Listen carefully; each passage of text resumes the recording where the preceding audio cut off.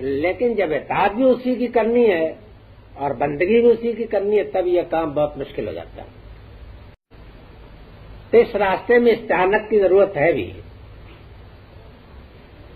تو جو اس راستے میں آئے وہ خدائی کسی پہ بھروسہ بھی خدائی پہ بھروسہ رکھیں, اسی سے وہی مدد کر سکتا ہے. یہ چیز بھی ہے اور دوسری یہ چیز بھی ہے, یعنی یہ احساس کہ یہ کوئی آدمی میں یہ احساس ہونا چاہیے کہ جب میں خدا کے سوا اور کسی کی بندگی اور اطاعت میرے لیے جائز نہیں ہے تو پھر یہ ہے کہ اگر وہ مدد نہیں فرمائے گا تو اس راستے کی مشکلیں طے نہیں ہو سکتی. دوسرے یہ کہ زندگی کے دوسرے معاملات میں بھی اصل بھروسہ, اصل توکل اور اصل اعتماد جو ہے وہ تو خدائی پر ہو سکتا ہے. اس کی وجہ یہ ہے کہ وسائل اور ذرائع یہ تمام تر جتنے بھی ہوتے ہیں اسی وقت کام کرتے ہیں جبکہ اللہ تعالیٰ چاہے.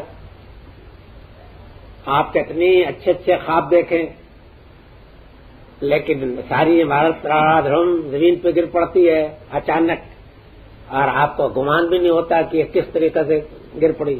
ساری اسکیمیں فیل ہو جاتی ہیں, سمجھ گئے آپ. سارے نقشے سارے منصوبے اکارت ہو جاتے ہیں. ہوتا ہے کہ نہیں ہوتا ہے؟ ہر شخص زندگی میں تجربہ کرتا ہے.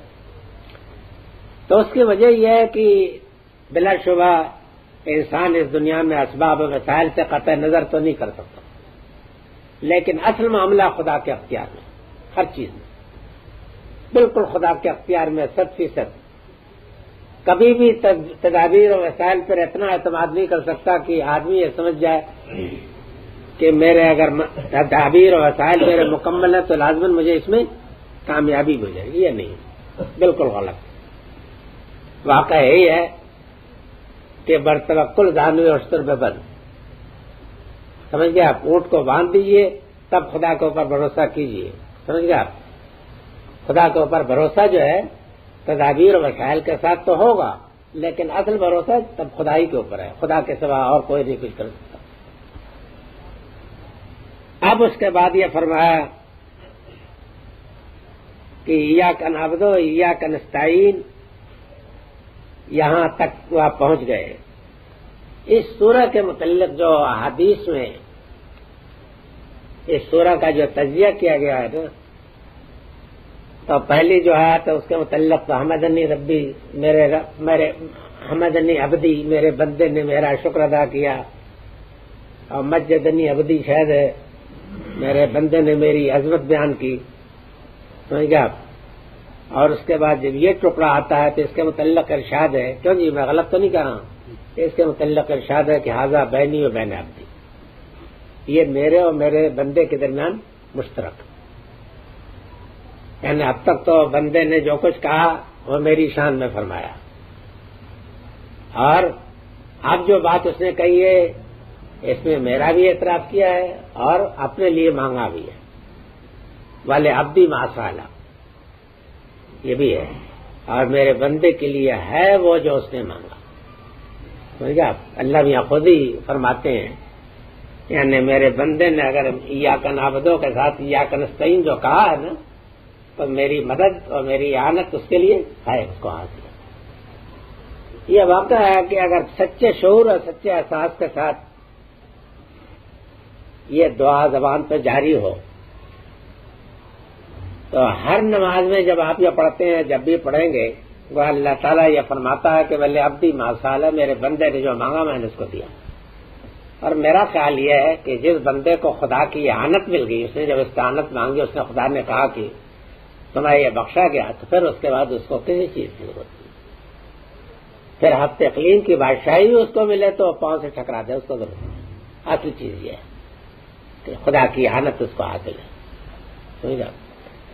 اور یہ کیسے ہو سکتا ہے کہ آپ کم سے کم دن میں وہ آپ 5 نمازیں تو پڑھتے ہیں اور 5 نمازوں میں نہ جانے کتنی بار یہ دعا کرتے ہیں, اور ہر بار حاکم کائنات کی طرف سے آپ کو یہ بشارت ملتی ہے کہ ولی عبدی ما شاء اللہ, تو اس کے بعد اور کیا چیز چاہیے.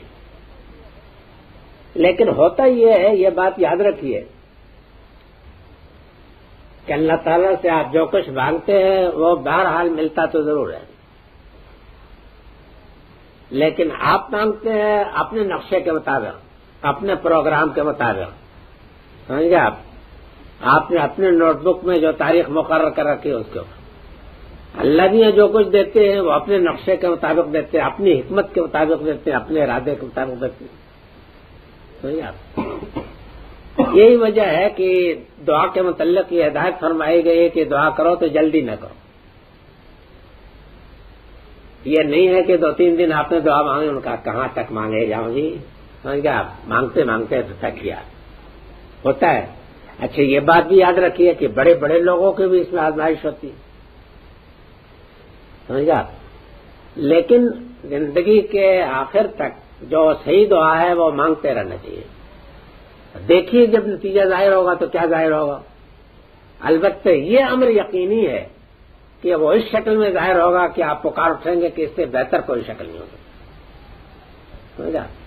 اللہ تعالیٰ دیتا ضرور ہے لیکن وہ اپنے پروگرام کے مطابق دیتا ہے۔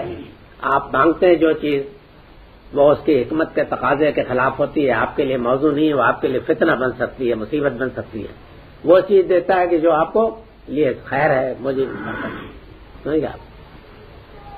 تو اور جس وقت دیتا ہے وہ وقت بھی آپ سے زیادہ جانتا ہے بہتر کہ یہ وقت ہے ان کے دینے کا، یہ وقت اگر دیا جائے تو ان کے لیے یہ بلائے جان بھی بن سکتی ہے چیز، یہ ہوتا ہے۔ تو بہرحال ایاک نعبد و ایاک نستعین کی دعا کے متعلق تو شبہ نہیں کیا جا سکتا کہ یہ قبول نہیں ہوتی، یہ تو ضرور قبول ہوتی ہے، سمجھا۔ یعنی اگر اس سردی میں بھی آپ ٹھنڈے پانی سے وضو کر کے نماز پڑھتے ہیں تو میرا خیال یہ ہے کہ اللہ تعالیٰ بہت مہربان ہے، اس کی مہربانی کا تقاضا یہ ہے کہ بھلے عبدی ماسالہ جو اس نے کہا ہے نا تو پورا کر، لیکن اسی کے ساتھ ساتھ یہ بات بھی یاد رکھ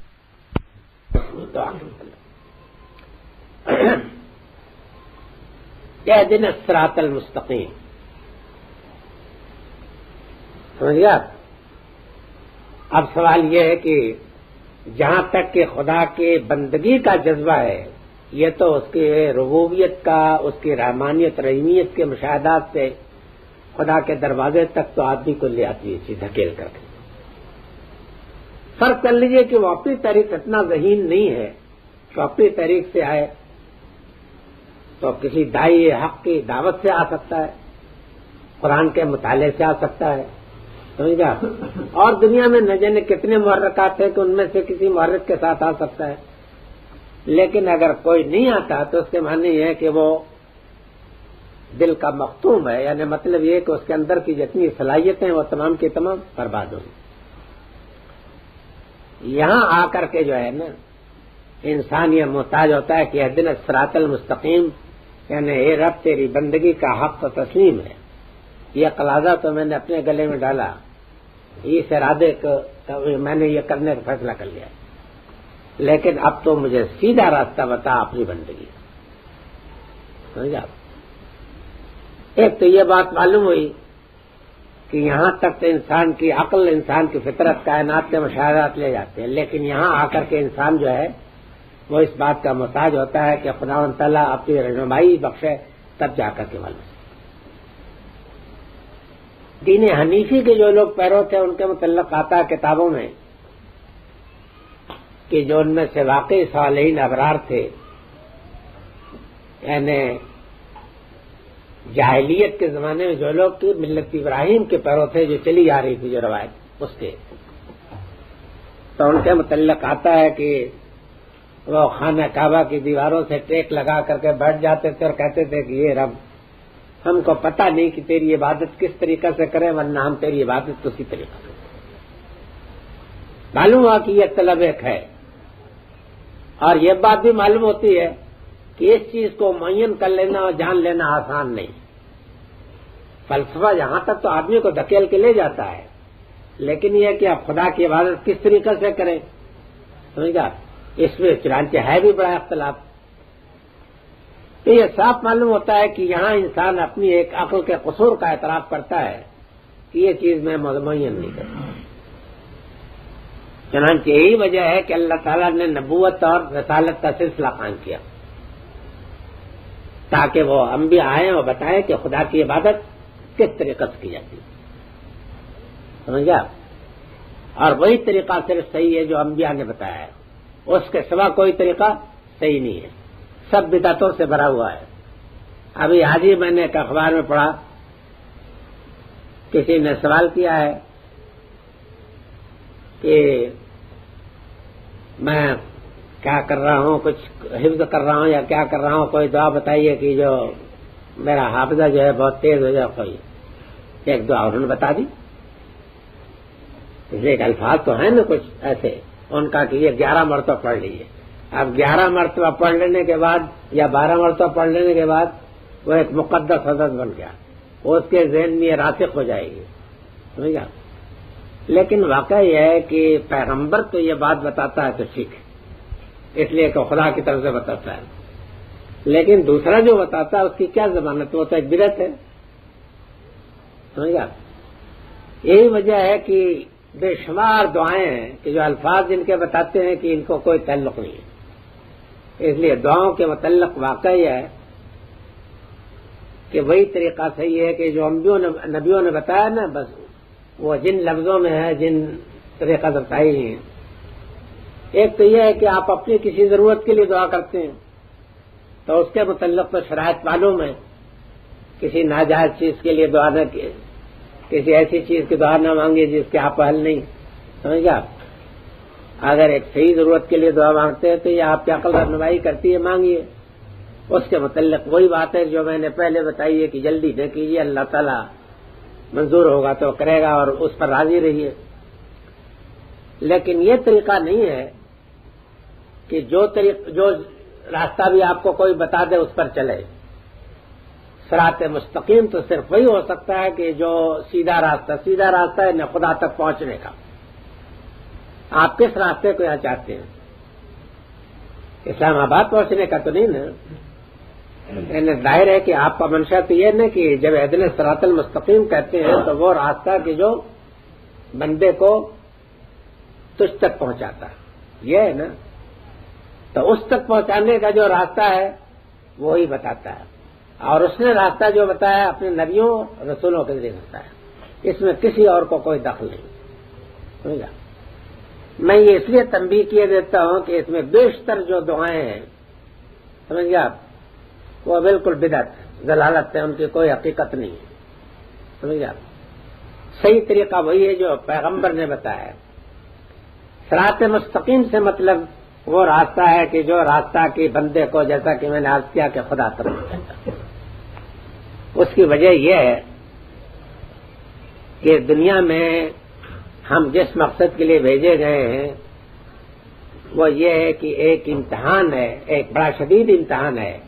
جب سے انسان پیدا ہوتا ہے اس وقت اس امتحان گاہ میں داخل ہو جاتا ہے۔ ہمارا کام یہ ہے کہ ہم پوری بازی اپنی کھیلیں اس کام کے لیے کہ ہم خدا کے راستے پہ چلیں گے۔ شیطان کا کام یہ ہے کہ جس طریقے سے بھی بنے وہ ہمیں سیدھے راستے سے ہٹائے۔